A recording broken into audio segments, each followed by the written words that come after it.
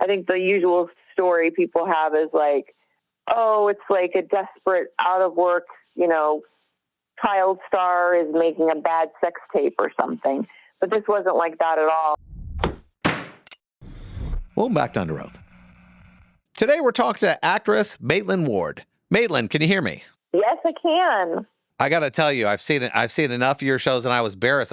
My daughter was really into Boy Meets World and all this other stuff, and I remember watching all these episodes, and it's kind of cool to be able to talk to you today. Oh, thanks so much. It's good to talk to you too. Your new book is coming out, My Escape from Hollywood, and I just have a ridiculous amount of questions. But why don't you tell me a little bit about the book? Well, basically, it's my life story, and it's a story like no other, and I don't say that lightly. It is a story like no other because nobody has gone from being on a Disney show, an iconic Disney show like that, to becoming like one of the top porn stars in the world. I mean, I think the usual story people have is like, oh, it's like a desperate, out of work, child star is making a bad sex tape or something. But this wasn't like that at all. It was really like an authentic journey of mine that I took in discovering my own sexuality and my own personhood over the years. I mean, I was typecast in Hollywood especially after Boy Meets World. But I mean, after I did shows, I was on The Bold and Beautiful and White Chicks and those iconic kind of shows that I was fortunate, and movies that I was fortunate to be a part of. But I couldn't get past that and to do anything different than that. And that was really frustrating to me that Hollywood would not just refuse to see me in a new light. So I stepped away from the business. That's the escape from Hollywood, that escape from that 90s, 2000s persona that I had and that the industry had for, Disney and Nickelodeon kids and things like that.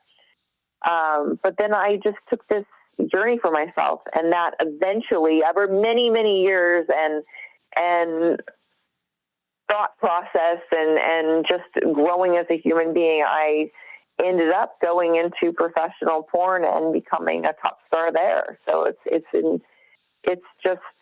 been an emotional roller coaster journey that I am so fortunate to have, and I love sharing my story and writing my story down. And I think it's a story for everyone, because it's not, sure, you might not be the person who says, oh, porn is for me, I want to do that. And you don't have to be. This story is really about just being told you can't be something, you can't do something. I was told past the age of 25, you're never going to make any money being sexy. And then I became this huge creator and porn star, and I'm doing better than I ever did when I was on Boy Meets World and Disney.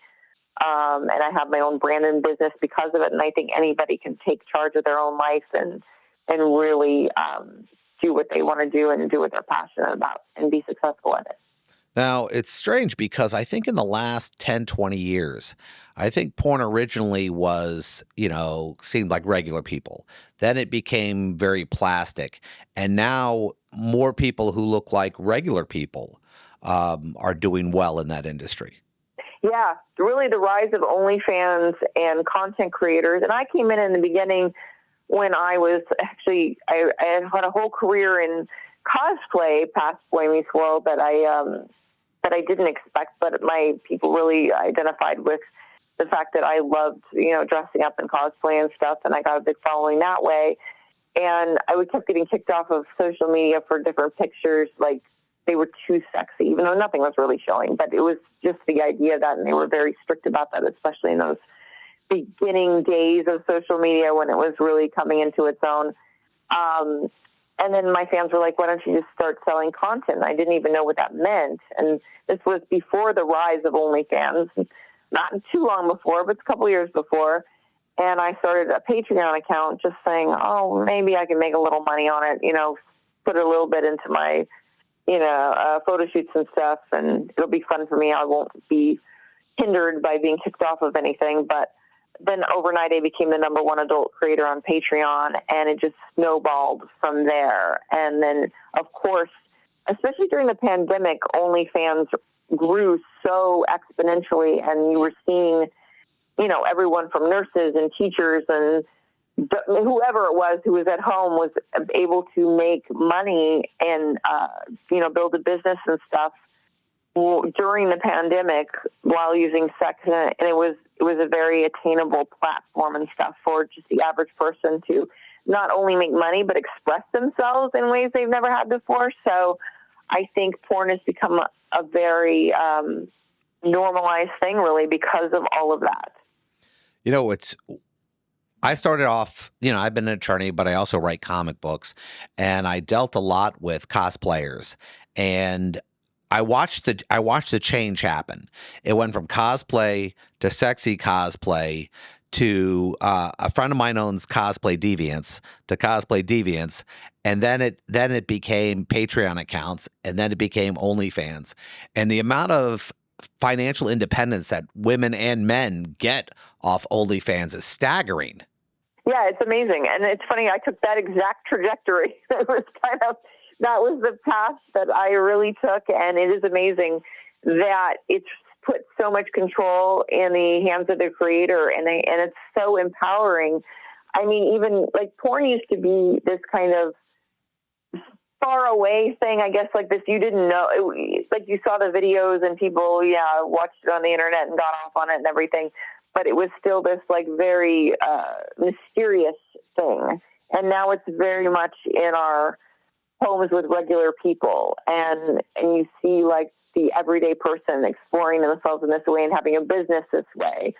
And it makes it very attainable, and it's accessible, and also normalizes it. And I think that's good. And, it's interesting because like politicians and legislators and all people like that are always trying to put clamps on porn and like shut it down, but never shut it down to the point where it's gone, because everybody needs it and wants to use it. But they want to take control and money out of the hands of the creators, especially women, in order to, keep them in that lower taboo kind of feeling instead of being empowered and having their own brands and businesses. So it's always, but I think this whole content stuff has really opened it up for everyone, and especially even the people in porn, in professional porn, they have more control now over the rules that they take in the professional porn, like the mainstream sites in porn. They don't have to work the hours that they used to have to work, or do as many scenes as they used to have to do, because they can pick and choose at what they do, and then they go back to OnlyFans and make their money and have control over it that way. I mean, you could be your own producer. You could be your own company. You actually don't even have to. Content is created on your own now. And I know that certain states are trying to limit certain things, like Texas. And I wonder how they could possibly limit the ability to see these things, since this stuff is on servers all over the world. How do they even stop that? Yeah, I think it's impossible. It's just nobody's going to get rid of porn, and like I said, nobody really wants to get rid of it all the way. It's about keeping like the sex worker and the content creator down, and not allowing them to have the success that they can have. And that's always a constant struggle in porn with performers against people who are always trying to censor them. And just like in the beginning, when I was censored on social media just for like kind of sexy photos, and I kept getting kicked off, and I eventually said, I'm going to create content at Patreon, is because of that censorship. But I think an element of taboo too does help porn and help creators make more money at it, because it is kind of like a secretive taboo thing. Porn, like regular acting. I mean, there's a connection that you have to have with co-stars and everything else like that. I can't imagine sometimes if the person you're working with is just, there's a bad vibe or there's a bad something. I mean, how do you fight through that? Or you go, hey, listen, I'm a professional. It doesn't matter who I'm with. Well, yeah, that's absolutely true. Like certain people you're going to have like a lot of chemistry with, and so it's so much fun. And I'm fortunate in my situation where I do get to pick and choose performers that I want to work with. But I have had a few situations where maybe not like it's a terrible situation with them, or they're just not performing up to the ability that I want them to. And it's a frustrating situation. I always find that if they tell me they're a fan of Boy Meets World ahead of time, that is either a real hit or miss, Like, it's like, it'll either be great because they'll be into it and they love it. And this is like their fantasy come true that they're with the Boy Meets World girl, or it'll be the worst because they get too nervous. And that's the problem. Like, they'll be like, oh my God, I'm with the girl in Boy Meets World. So, and then sometimes the scene can really have problems after that. So I'm always like, oh no, don't tell me you're a fan beforehand. I mean, it's so strange because I've done a lot of video, I've done a lot of shooting, and I can't imagine the cuts and everything else where, I wind up sometimes laughing my ass off sometimes when I'm doing an interview or I'm trying to keep my stuff together. I mean, have you ever had that moment where you're going, I can't just stop laughing. Oh, absolutely. And I think people like have this idea of porn like it's some sort of serious, seedy boogie night situation, and it's not. It's like any regular set. It's just people are having sex on it. But the sex becomes so normalized that you don't really think about that in that terms. Like, people are naked on the set, and I never even think about them being naked. It's not like you just get very used to that kind of work environment. But there's lots of funny things that happen on the set that we have to break from and take time outs from. I've had laughing fits. We've had alarms go off where like all the fire alarms are off and blinking and flashing, and we're like trying to stay in the scene to see if we can salvage some part of it. Because once you get going, you really don't want to stop too much because it loses the momentum and the authenticity of it. So we really try to go as fast and hard as possible. But sometimes you just have to, like, circumstances happen and you just have to roll with it and have fun with it.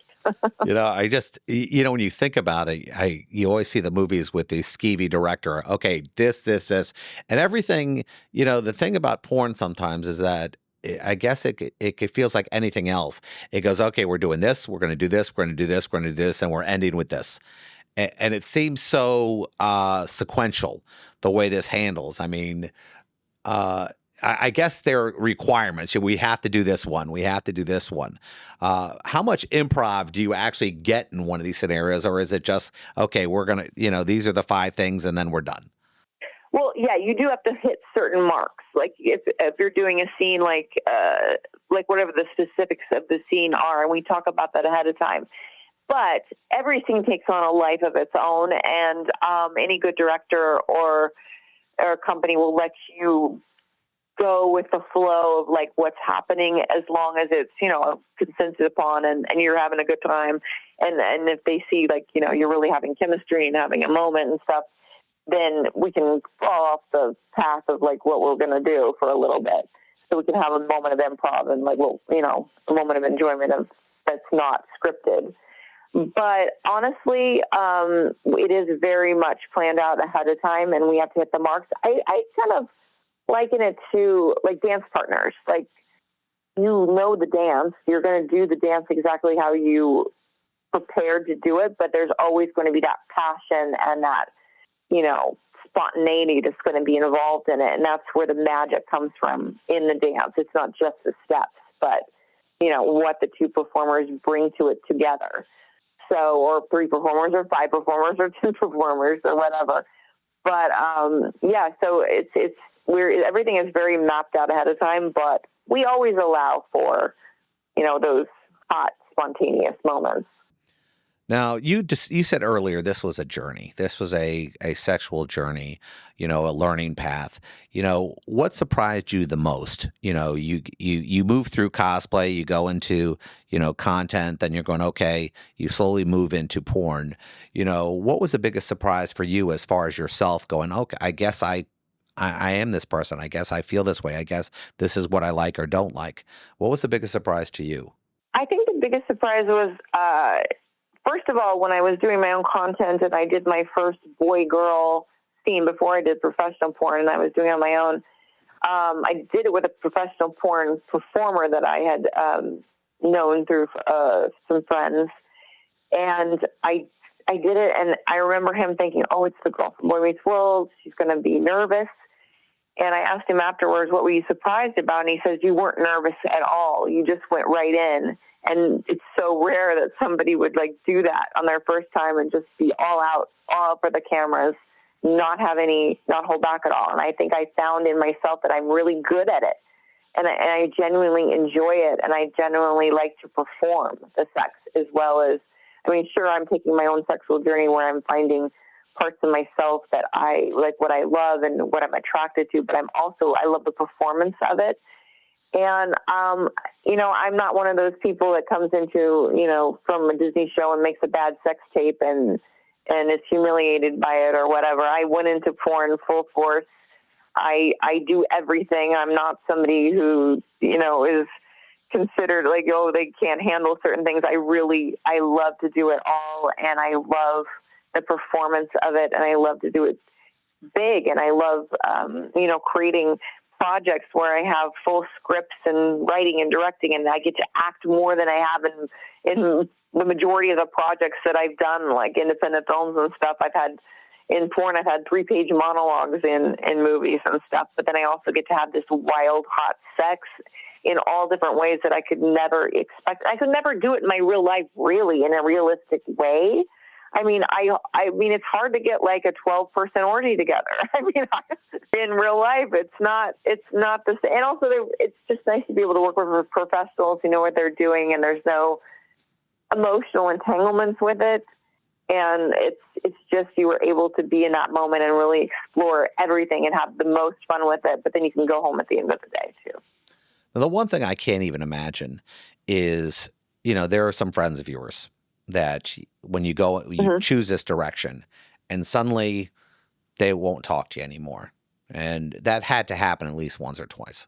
Yeah, there's definitely the element of people that you knew in the past, and they just like, especially like the religious friends that I grew up with. There's some that they just will not talk to me or whatever. But God, I have to say, for the most part, I've been shocked by the people that have come from my life that are so supportive of me.